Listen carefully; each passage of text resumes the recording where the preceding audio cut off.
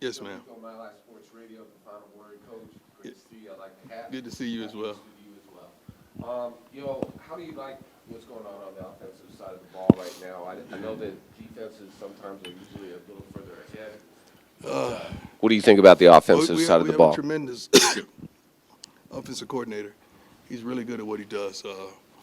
Finding unique ways to get playmakers the ball, finding ways to get the ball down the field, working on the running game as well, and tidy in and try to just get everybody involved. He did a phenomenal job today. I know he set out to show and see a couple things, and we wanted to see if a couple young men could come up with the big plays. And for the most part, we did okay.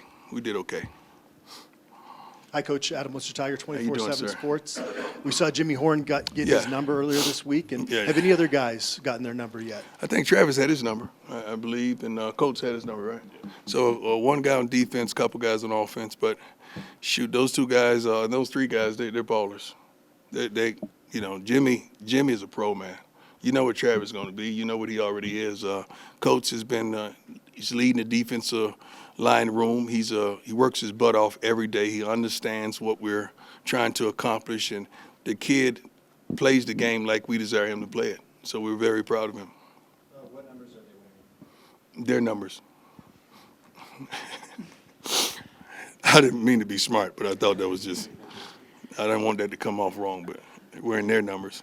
Hi, Coach. How you doing? Good, how are you? We talked to Nick Williams on Wednesday, and he said there's a certain standard players have to reach in order Yeah. to earn their numbers. Yeah. For you, what does that standard look like? Consistency. Fighting every play, understanding the offense, not blowing assignments, not busting certain things that we're asking of them, leadership as well. We just really want guys to give it their all. Sometimes we had 10 plays on the script. I may have went 15 because I know some guys is on the verge of shutting it down, and I wanted to see would they actually shut it down. Then I did the same thing with the twos when they came out. So there was a lot of equality out there. It wasn't just picking on this team or this team. I just want to see their capacity of their breaking point. And they did a pretty good job. They didn't quit. They did not quit at all. They may not have given the effort that we desired and the standard that we desired, but they didn't shut it down, which is positive. Hey, Coach. You obviously you have a lot of players coming from a lot of different places. Yes. A lot of coaches from a lot of different places. Mm-hmm. How do you feel like everything's meshing together right now as you guys are trying to build a team? It's coming. I think that's the name of football, isn't it? Usually high school kids come from everywhere. And you go in the portal and you get what you want. You add to your coaching staff to have the best possible staff you can. That means someone's coming from somewhere that you had no idea with a relationship. So we don't care about the continuity. We care about getting players that are smart, tough, fast, disciplined. We need speed. We need speed. We need physicality. We need a desire and a certain want, a certain level of joy. I want guys that love the game, man. I got to see more love of this game. Like, do you understand how beautiful it is here? How wonderful the weather was out there? I mean, how wonderfully manicured the practice fields are? And you don't want to go out there and give it 100? I have a problem with that. I really do. I don't know if you know what sanded sparrows are, but we had sanded sparrows in Florida. That's like a sticky type of thing, that prickly thing that hurts when it grows out of the grass. We was playing on those type of fields, just trying to get it in. And you got a wonderfully golf course manicured field, and you don't want to give it 100. I got a problem with that. We're looking for kids that are going to go 100 when we ain't looking. That's what I want, and that's what we're going to find. Coach Prime, Alex Ramirez, My Life Sports Radio. He's coming. Happy Easter, sir. Thank you. And I wanted to ask you for like the last couple times being at the press conference, how are you going to use the altitude and elevation that other teams here in Colorado, professional teams and college teams? Well, first of all, I use got to their learn what it advantage? is. I might need to learn what it is and how it's going to affect us and infect us and help us. I got to learn all that stuff. That wasn't my major. I got to learn what that is and how we can apply that. Man, football is football. I'm not into all that stuff, and I'm not into that. I'm into, you ever notice whoever is getting their butts kicked gets tired? Whoever's winning don't. We saw that today. When the defense was getting their butt kicked, they were tired. When they was winning, they were never tired. That's just football. It's just life. It's just a trick of the darn mind, and we can't fall prey to it. Hey, Coach. How you doing, Tony sir? Casolo, Buffalo's Wire. Good to see you again. See you. You mentioned not being a fan of the spring break in the middle of the practices. How do you think the teams responded coming off? The Well, break? I don't even remember when spring break was. Was it a week ago or something like that? I think we're coming back the first couple practices a little sketchy. That's why we never practice on Mondays. Mondays is like a party day for kids, man, because coming from the weekend, you want to get all that foolishness out of them. So we rarely practice on Mondays. We'll go Tuesdays, and so they could understand and get back in the flow mentally as well as physically. I think they've come out of that really well, but we still have some guys don't understand what we want. And we're not going to waver on what we want. We're going to stick to the standard. We got guys out there sitting down. I ain't even been in the darn scrimmage. How you kneeling down? We don't kneel. Guys won't run all the way off the field. That's free. Your effort is free. That's what you can give. That's what you can do. So we blow the whistle. They go back out there. We just got to find the type of kids that are who we are. And we will, expeditiously. Good afternoon, Coach. How you doing, sir? Good. Sir, Sean Keeler, the Denver Post, a two-parter. First one on today. You mentioned about the tough and the physical, the smart. How do you feel that offensive line is coming together, and how important is that going to be for where they want to get to what you want to see?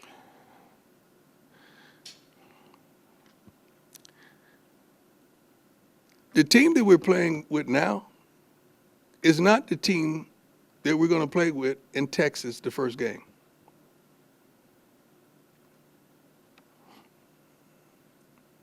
Do I need to say any more? It's not going to be that. It's going to be a lot of new faces, a lot of new attitudes, a lot of new understandings, a lot of new wants and desires, and you got to have it. There has to be a sense of urgency. One of the things I talked about at the beginning was don't allow yesterday to cripple you, and then you fearful of tomorrow, while yet and still you missing today. I don't understand that, but they will.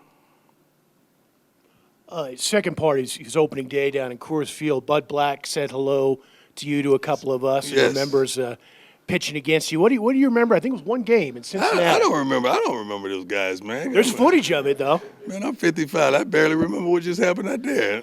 He I don't loves you. remember. I know his name, and I know he was good. I don't remember. He could be in here right now doing an interview. I wouldn't know.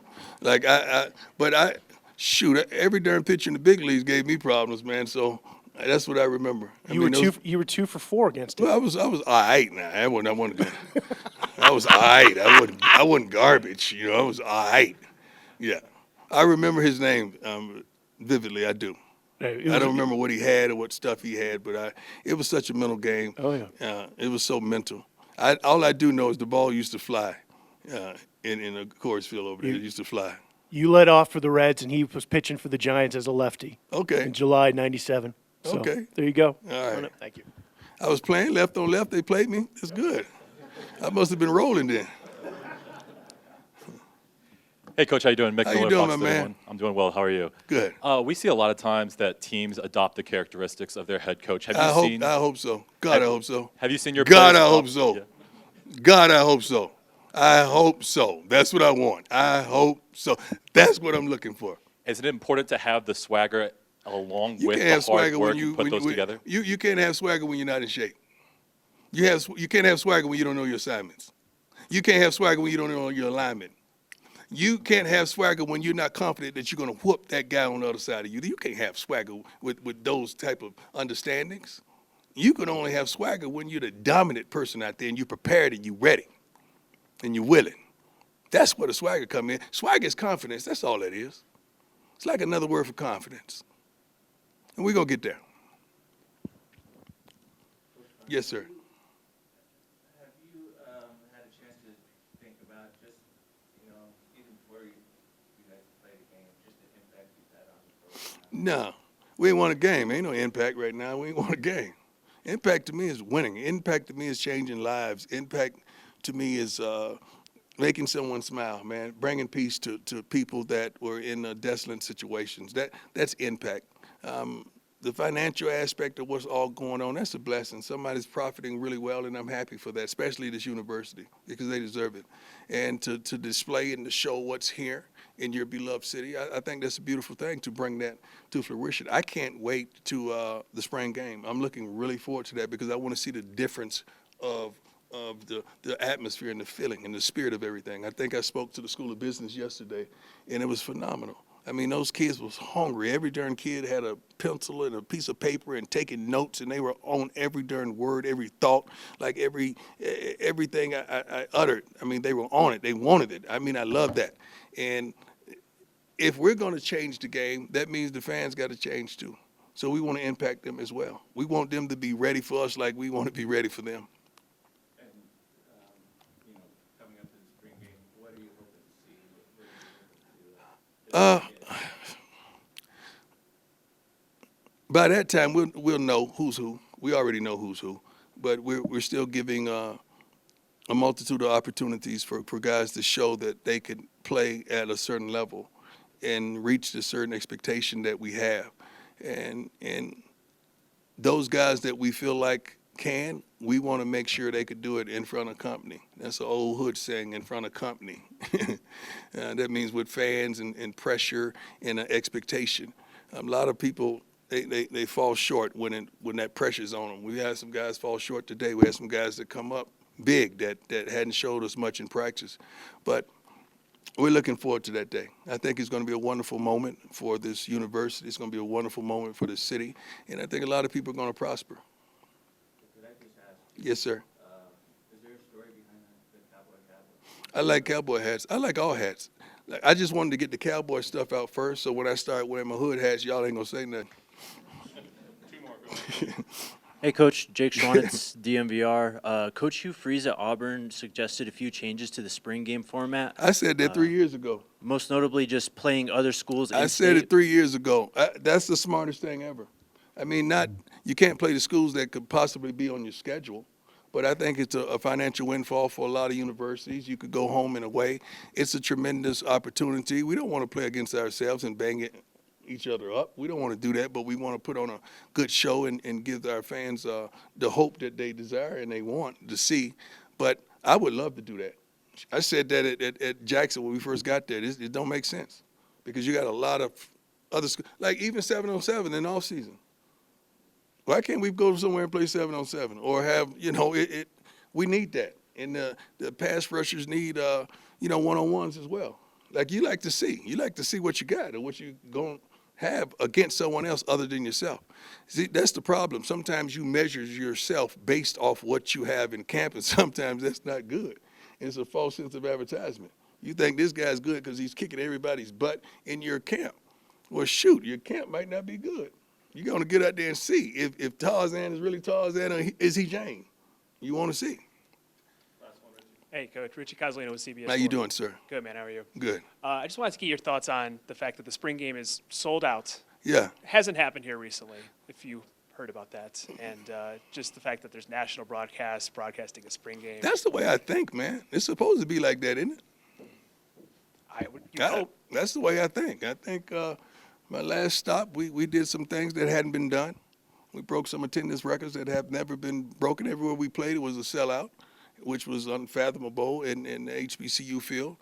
That's the way we think. That's what we expect. We just want everyone to prepare themselves and step their games up so that when we do have company in town, we're ready.